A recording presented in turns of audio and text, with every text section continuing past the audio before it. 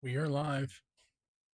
Hey, it's Bill. You're tuned into episode 825 of the Pennsylvania Rock Show. You just heard King of Everything by The Rumble and Lone Crow Rebellion and their track Preacher's Son. And then that cool introduction that I got from Josie from the Josie and the Corruption. Allow me to mute my phone because as a terrible host, I forgot to do that like normal. And you can hear it going crazy right now. There we go. And with me tonight, Brian, I'm almost positive I'm going to switch to you right now. Your last name has a long O, right? Even though there's two of them. It does. Yes. So It it's is Brian actually Loosz. it is actually pronounced Los. Yes, not a lot of people know that, but it's I answer to anything.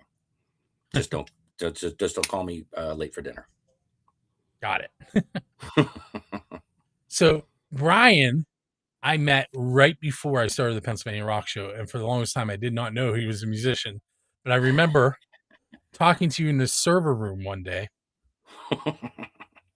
and figuring it out. And I want to say you've been on the show at least once. I think it was just once. Not this show. This is the first time, brother. I'm going to double check that. No, it's the first time. I've never been interviewed personally. Okay. You're the first one, dude. Yeah. Well, I've been playing your music for a while. Yes, you have. Yes. Yeah, the music's been out there. Yeah, and I appreciate that. So let's start with kind of tell the listeners and viewers, which is weird for me to say, but listeners and viewers a little bit about your sound on your originals. My originals are heavily Skynyrd based. I was brought up on the outlaw country, Willie Whalen, David Allan Coe, R.I.P. Are you going to say Chris Christopherson and man, Merle Haggard, Johnny Cash, of course. It's amazing how many genres Johnny Cash has spanned. Everybody, there's not a person who doesn't love Johnny Cash. I mean, Willie and Whalen.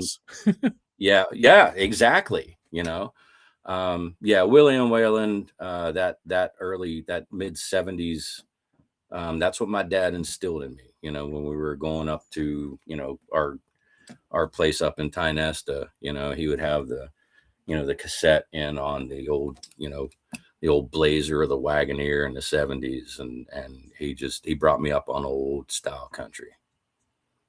So my parents listened to country as well, but the one that I remember cassette was Johnny Horton. Johnny Horton. I'm actually the War of 1812. Right there. The War of 1812. I'll have to look that one up. I might know it to hear it. The cannons melted and they grabbed a gator, and it's funny. You have to listen to it. All the right. gator lost his mind.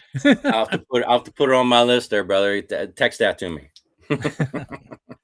And then stuff like, I don't remember the artist. Dusty Dixie Road. Taking my time. I'm not going to sing. That would be bad. But anyway, country was what was being played in our car as well, which is why I kind of hung out with my uncles who were listening to rock instead. Yeah, gotcha. My uncle, my mom was one of 11 in their ages span. So the two uncles I'm talking about, one is 5 years older than me and the other one is 9 years older than me. Oh, wow. Okay. Yeah, you got basically older brothers as uncles. Yes. Yeah. and they were listening to Kiss and Motley Crue and there you go. And Guns N' Roses and that was me. I could have been your older brother. Definitely. So let me hit you with the unofficial and official Build a Scene questions. And sure. The unofficial one is, what is the best pizza you've had because you're a musician? I'll be honest. They don't make it anymore because their oven blew up. But the Church Brew Works in Lawrenceville had an amazing fire brick oven. and they had a portobello pesto pizza that was just to die for. And they're, because of where they're at and the building, when their oven blew up, they had people come in and look at it. It's like, oh, this isn't up to code. So they ended up not doing them anymore. But that was my absolute favorite pizza ever. Portobello. That's. I'm a big mushroom guy. Just eating. Non-hallucinogenic. Yes. But no, I love all. I'm all about the big caps, stuff in the caps, and yeah, I can just eat a portobello sandwich. My earbuds are acting up. I got one working, but the one on the right sounded like you were lagging. Like I don't know what's going on with it. All right, but we're good. I can still hear you one ear. Okay. So the official question is kind of complete turn. And it's who's your Dave Grohl? And by that I mean, who would you want to go up on stage with and perform one of their originals? And it could be living or dead. It would definitely be Skynyrd, Simple Man. Yeah, they're in the top 3 for me. Is Skynyrd. Yeah, I'd love to do Simple Man with Skynyrd. I have a friend who I think I have them on the playlist. I do. The very last song tonight. Bill Postal of the band Doppler Effect, who is no longer together. Oh yeah. Sold a guitar amp to Skynyrd when they were here playing in Pittsburgh, and they had an amp blow up, and they gave them tickets. Nice. Hey man, that's the brotherhood, dude. You help each other out. Some brother goes down, you help him out, man. It's music's a tight bond. All right, so this next question, you can take it literally, or you'll understand why I say that. All right, so go ahead. Robert Johnston. I can have fun with it. Go ahead. Robert Johnston was a blues musician who was supposedly terrible with guitar, and they kept kicking him off stages, and he kept showing up and trying to go in between sets and play, and they would kick him out, and he disappeared for about a year and had some bad luck. Crossroads. Right. And he supposedly went to the crossroads and sold his soul to the devil. If you were at the same crossroads, why would you be there?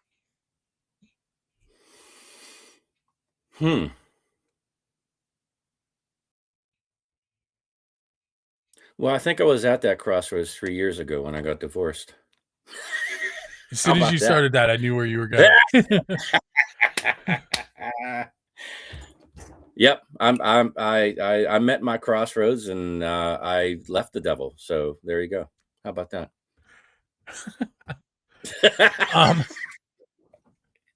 Hey man, you got me on here. All right.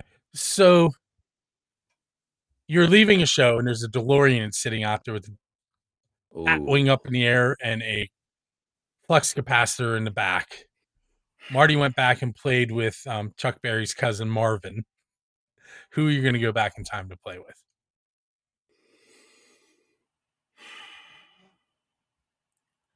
I don't know that I would go back and play with anybody, because I'm not as good as the people that I want to see.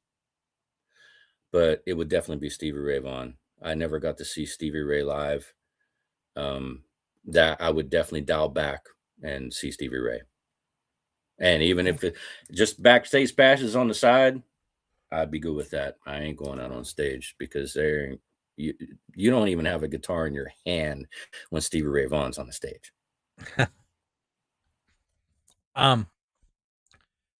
If you could sit down with one of your musical idols and have a conversation with them, first of all, who would it be?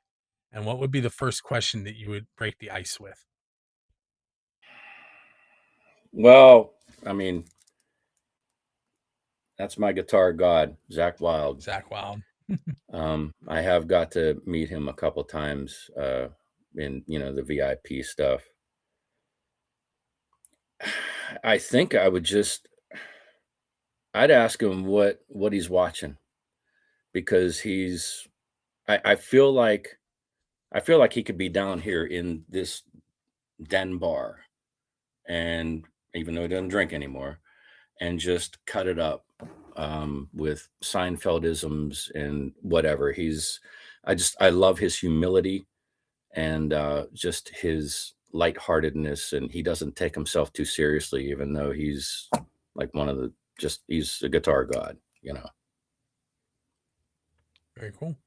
All right, so we're going to take our first break, and we're going to have a music break, and we're going to listen to your songs. Thank you. And if I had to explain it, when we come back, I'll give you a chance to talk about those tracks. Nice. Thank you.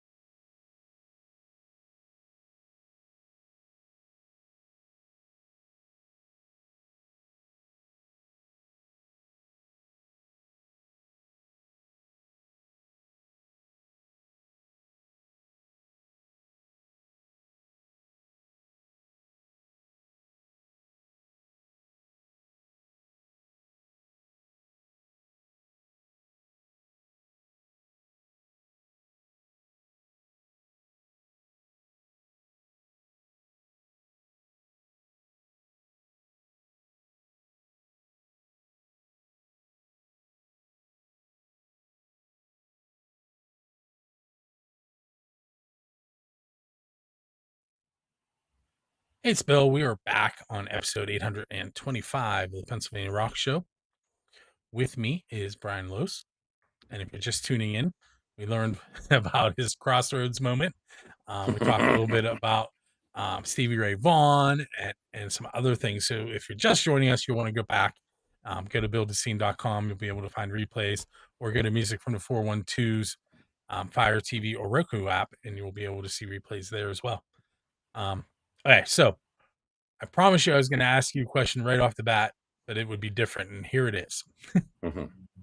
So you are headed out on tour, and for some reason you make the really stupid choice to have me drive you on your tour. Okay. What songs are we going to listen to in between shows, or what bands? Definitely Skinner, Zeppelin, Black Label, Floyd. You know, I'm deeply set in the 70s. I know I was brought up on the old country, but you know, classic rock is where my heart lies. I also lie in the country, but when I'm listening, I think because I play more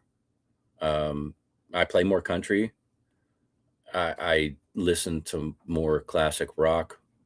But I'm also a metalhead, dude. I mean, you know, it's like I'm listening to Pantera and I mean, you name it. I'm all over the map. Music is music as long as it moves you. I am kind of stuck to rock and blues in the playlist tonight. Nice. So there's not a bad place to be. First two songs we played, the Rumble song is kind of just straight out rock, and then Preacher's Son by Lone Crow Rebellion is a blues rock song. And then your two songs, kind of like you just described, they're kind of rock but country-ish. Yeah, they're like the harder edge of country. Yeah. So why don't we start there? You can pick whichever song you want and tell us it's your like VH1 storytellers moment. Oh, nice. So if I had to explain, was written up in Potter County. Me and my family have gone up there for, you know, the past 20 some years. It was probably written 10 years ago. And so it was just about getting out of the city and just taking in what God gave us, you know, just being alone. And this the mountains up there are so huge. Like it makes, as soon as you start getting into Potter County, like it makes your existence and your problems very minuscule because you see how big the mountains are. And like it humbles you, you know, it humbles you. And, there was no TV, there was no internet, there wasn't any cell phone. We had to go down to the general store, to the payphone quarters, or call collect and call home and let my mom and, everybody back home know we made the trip. So the things that you hear in that song, that front porch on the cabin, I mean, it wasn't a cabin. It was, it was a small, tiny, like in-law house kind of on the property. But that spring that you hear in there, that's still there, and I still go back there. I play up in Cinnamahoning almost once a month at the Willows, which is just 18 miles south. So, and I'm so thankful for that because it gets me back there. Like there's something magical and just something regenerating about those mountains that just make me write, Is it okay if I talk about your day job for a moment? Absolutely. Okay, so Brian and I met because he works in IT, and Yeah, he believe it was or not. working at the same place that I did, different jobs, but that's how we met. And so it's kind of interesting to hear you talk about basically getting away from technology and going out and living life without it and relaxing, basically. It's the unplugging, man. Like I couldn't have. So I've had this song in my head. I've had the chorus in my head forever. It's called Mountains, Music, and Motorcycles. That's, if you want to know who Brian Loosz is, that's who Brian Loosz is. Mountains, music, and motorcycles. I'm hoping to pen it finally this year, but without having those escapes, I couldn't do my IT job. I do IT because I'm good at it. I don't love it. I'm good at it. I do like figuring problems out, and that's kind of what keeps me around because I like fixing stuff, whether it be on my bikes or, the house or electricity, whatever, man. I'll take anything apart. But I do like figuring stuff out and fixing things. So I think that's I I don't love it, but you know what? It pays the bills for me to be able to have my motorcycles and my guitars and be a half famous rock star on the weekend. So I'm gonna bring up a controversial question, and Oh, sure. Gene Simmons is Hmm. basically the person behind it. Do you think rock music is dead? Because Gene does. No, no, there's so much out there now, man. I always get turned on to new.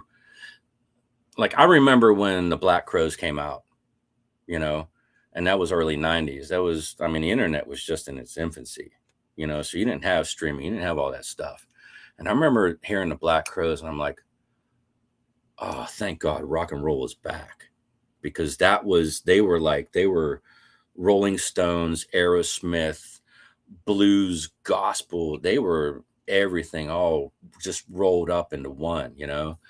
And but there's so many bands out there that you can just hook into. Just get on iHeart, just get on Spotify, and they're feeding you these things, man. So no, I do not believe rock is dead. Um, you just gotta be open to listen and find it. So I don't know if you saw the little change on screen there that says Russ Evans 1789 is joined. Um, I'm going to go ahead and guess that that is Evan Russell from Russ's Oh, Tavern, get out from Russ's. um, who coincidentally I taught that first year that we met.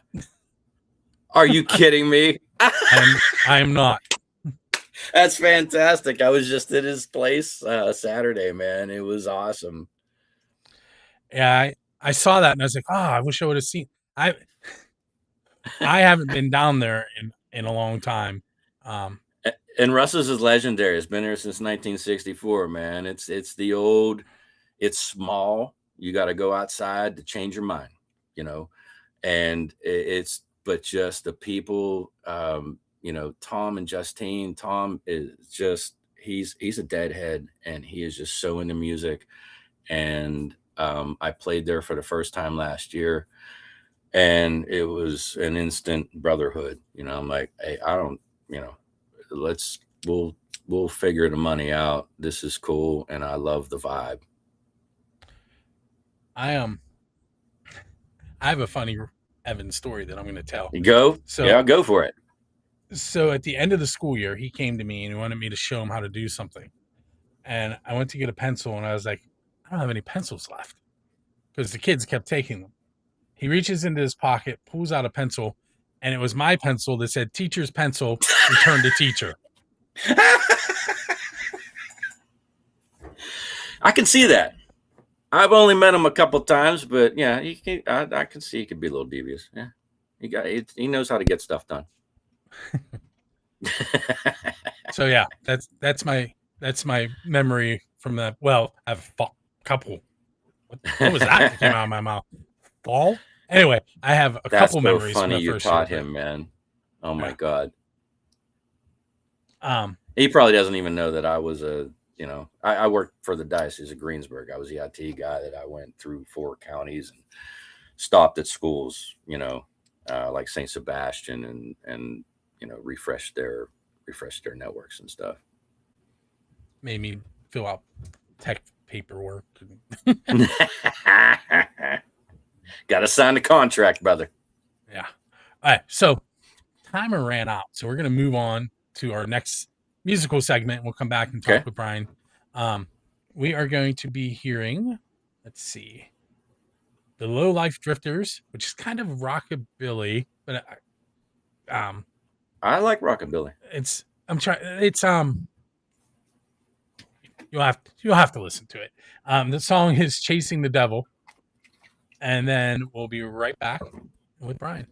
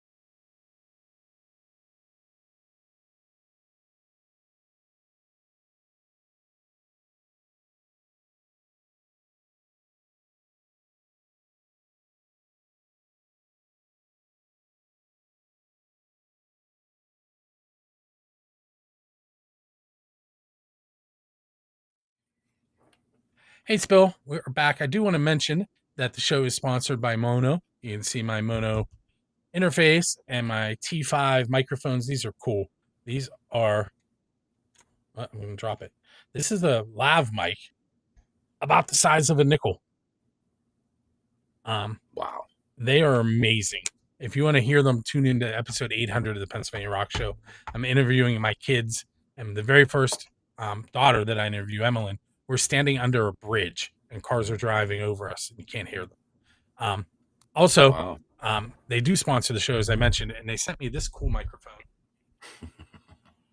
which is a PD200W. It also has the same noise canceling on it, and it is wireless. Sure, you could figure that out the way I was moving it around, but it's specifically for podcasting. It's awesome. If you're interested in checking them out, look, they're on the screen right now. Mono, MAONO.com/build-a-scene will get you a discount if you purchase anything. I think it's 15% when you purchase over $35 worth of stuff. So if you're looking, go check it out. Anyway, so Brian. Yes, sir. Let's say you're going to invite any 4 people in the history of the world to dinner, and you still have a DeLorean, so you can pick anybody up. One caveat is that you have to have a musician in the group. Can they all be musicians? They can. All right. Um, well, can I bring my dad back? Yes. That would definitely be number one. Um, him, Stevie Ray, Randy Rhoads, and Ronnie Van Zant. Who's playing drums? John Bonham. The only one. Bonzo. So you have 3 guitar players. You said your dad played too. What did he play? He actually did. Yeah, he played some guitar, and when I started taking lessons, he actually took banjo lessons to kind of keep my interest in staying with lessons. Yeah. Very cool. I still have his banjo on the wall. When we were done here, I will tell you what my kids are into musically, but everyone that's listened to the show before has heard it 1,000 times. Oh, okay. Yeah. Especially on that episode 800 that I mentioned. But all right, cool. So what would be your dream show? Like, who would you want to open for? And forget that stuff you told me earlier about not being good enough to be on stage with them. Who would you want to open for? All right. So if I was better than what I was, if there was no limitations,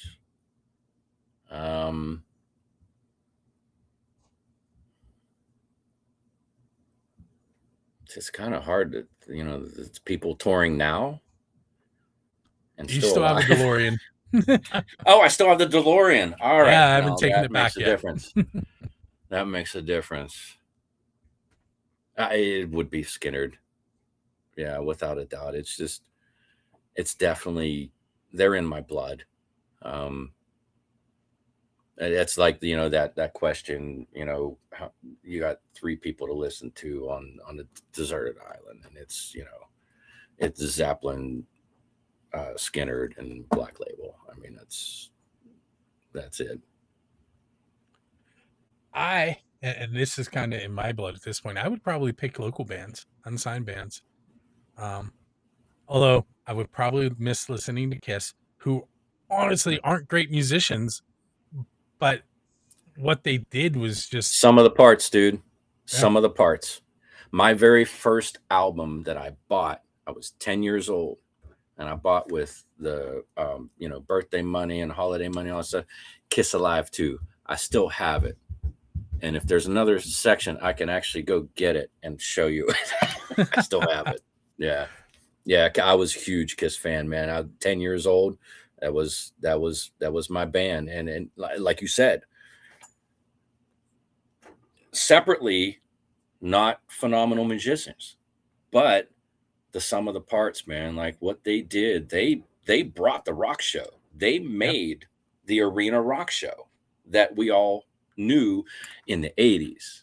And that's I'm so glad I was born where I was, because I loved the hair bands. And I mean, I was Dio, and I mean, they, not that they were hair bands, but Dio and Maiden were huge for me. I've seen them so many times, and just the theatrics and how big the shows got. Without Kiss, they did it. They started it. And it's like, here's the bar, and everybody's like, all right, hold my beer, watch this. Most of the bands I've seen live because they were opening for Kiss. Wow. That's cool, man. Not so all, what's your favorite? What is your most memorable opener for Kiss? Yeah, I'm the interviewer now. It was a band called ZO2, and they're not together anymore. I want to say they were brothers. The guitarist and the drummer were brothers, or guitarist and bass player were drummers. And I think the bass player passed away. I think that's why they're not together anymore. But was this in Pittsburgh? It was at Star Lake. Wow. But yeah, I've seen Aerosmith with them. I've seen Poison. I've seen Motley Crue, Ted Nugent. And then I saw Poison again because I enjoyed Poison so much. I saw them with Def Leppard, which was awesome again. Although Yeah. Joe Elliott, for some reason, thought he was in Cleveland, which didn't go over well. Oh, that's a bad mistake, man. Yeah. I know you don't. Yeah, it's like when you go on stage, you got to know where you're at, dude. David Crosby did the same thing down in the Homestead. The Homestead Carnegie Library. I saw him a few years back, and he came on. He was so stoned, he had no idea what was going. He didn't know where he was. It was so funny, but he still did a great concert. So you've been playing for, I'm just going to say, a while. Quarter of a decade, at least. Yeah. Well, I mean, professionally. What has been your favorite venue to play at? It's hands down. It's a place that's not around anymore, and anybody that's been in the Mon Valley knows the Valley Hotel. So the Valley Hotel was bought by a wonderful owner, Duel, and he was a bassist. He was a retired mailman, and he had this idea. He saw a place down in Florida where, so I'm sitting at this bar right now. On the other, and then it's open, and then the other back bar is right at the same height. Right at the same height is the floor of the stage, and it's, if you're lucky, 50, maybe 60 if you're like really intimate. But it was the most raucous, cool rockin' joint. That's where actually the Loosz's Nooners came about. I started playing a 3 to 7 gig, and because then he can have a night band, like a full band, come in at 9. I would get everybody prepped and have my biker buddies come in, and it was just a love of music, man. It was raucous. Nobody got out of hand. It was just free, It was almost, I'd never been to Woodstock, but maybe that was kind of the vibe. I'm sure there were a lot of Woodstockers there, listening to me. But on Saturday afternoons from 3 to 7, once a month, it was just killer, man. Just love of music. Was that on 51? That was actually on 837 towards Clareton. So I would have passed it. I was on my way to Kennywood. I thought I was driving past it. Yep. Because I used to leave St. Sebastian and go work at Kennywood. Oh, wow. Yeah. Yeah, man. Yeah. You would definitely come back that way. Yeah. And it was, and Dole was the greatest, man. He was just, he'd come up, and I got to say, there was quite a few nights that he was a Jack drinker, and obviously, I'm a fan. So I was doing night gigs first. It was from 9 to 1. It was 4-hour gigs, 9 to 1. And I would finally get all my stuff packed up around 2:30. And then it would just be me and him, and he would take the handle out, put it on the bar. It says, all right, come on down. And we would just talk music and just sip Jack Daniels, and all of a sudden I'd hear the birds chirping, and it's like, I gotta get home, man.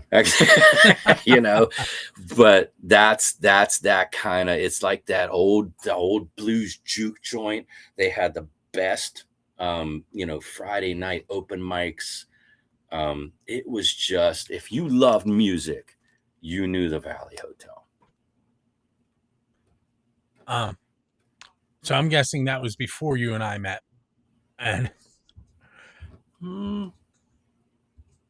not long.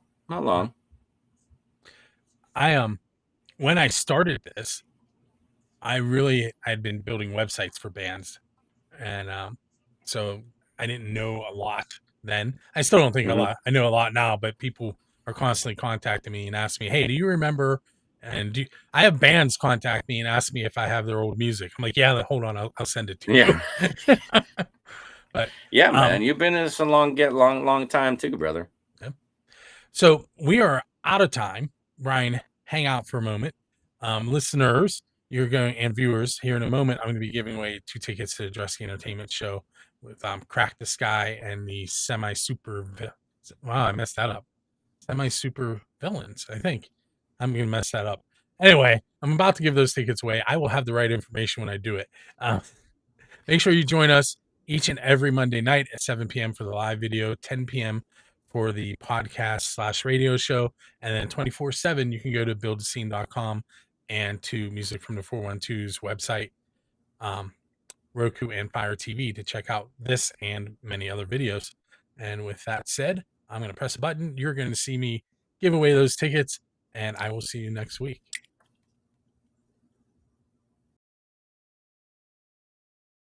The end will.